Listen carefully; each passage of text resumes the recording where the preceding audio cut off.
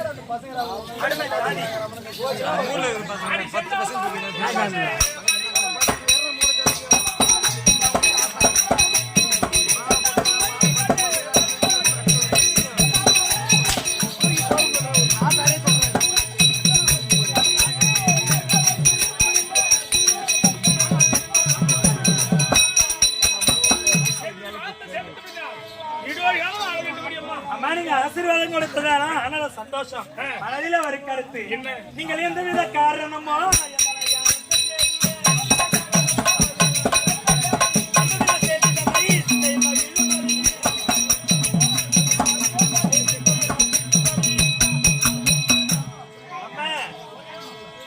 இவ்வளவு காலம் இல்லாமல் இன்றைய நாள் தினத்திலே திடீரென்று அழைத்த சமாச்சாரம் உங்க தாய் வீட்டுல வந்து என் கூட 12 வருஷமா என் வீட்டுல இருக்கிறேன். ஆமா இப்ப நீங்க இவ்வளவு காலையில திடீர்னு இவ்வளவு காலைய தாய் தந்தை வீட்டுல நான் வேலை செஞ்சுட்டு இருந்தேன். தாய் தந்தை ஞாபகமே இல்லாத என் மேலே சிந்தையா இருந்தேன். அதனால இன்றைய நாள் கூப்பிட்டீங்க. கூப்பிட்ட குரலுக்கு ஓடி வந்தேன். இதனால எனக்கு ஒரு வேலை இருக்குதுமா. என்னமா? என் தாய் தந்தையாருக்கு பட்டவங்க இருவருக்குமே உடல்நிலை சரியாக இருந்து கொண்டிருக்கிறார்கள்.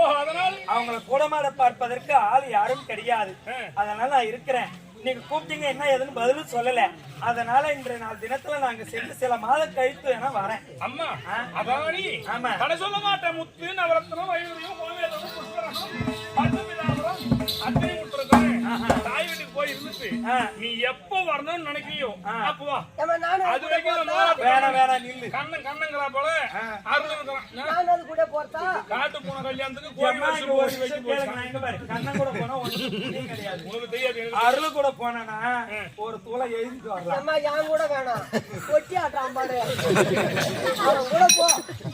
சரி நீங்க சொன்ன பிரகாரமே என் தாய் தந்தை இருவருக்கு உடல்நிலை சரியான காரணத்தால என் தாய் தந்தை பார்க்க நான் செல்கிறேன். போயிட்டு வாடி. அதனால நீங்க எந்த யோசனை பண்ணாத. எப்ப கூப்பிட்டாலும் சாம்பாட கூத்து வரைக்கும்